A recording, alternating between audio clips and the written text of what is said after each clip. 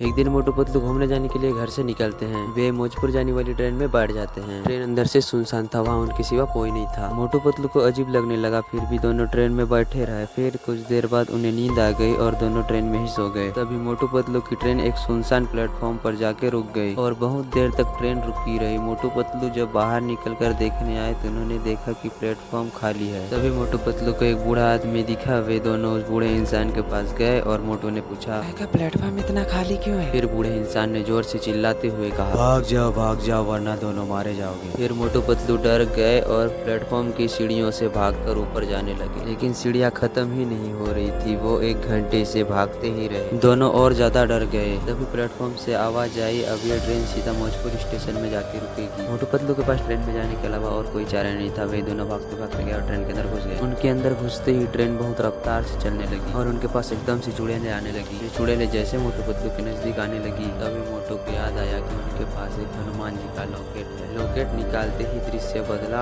और उन्होंने अपने आप को प्लेटफॉर्म पर पाया। वे दोनों सीढ़ियों से भागकर बाहर निकल गए और एक मंदिर में जाकर सो गए। और कुछ देर बाद उठकर मोटू पतलू ने वहाँ के पुजारी से पूछा, क्या उस प्लेटफॉर्म पर भूत का साया है? तब पुजारी ने बताया कि इस प्लेटफॉर्म पर बहुत भयानक हादसा हुआ है और उस हादसे के बाद कई सारे हादसे होते रहे और वहाँ कभी कभी भूत भी दिखाई देते रहे, इसलिए सरकार ने उस प्लेटफॉर्म को बंद करा दिया। ये सब जानकर मोटू पतलू और ज्यादा डर गए और वो दोनों बस में बैठकर अपने घर चले गए।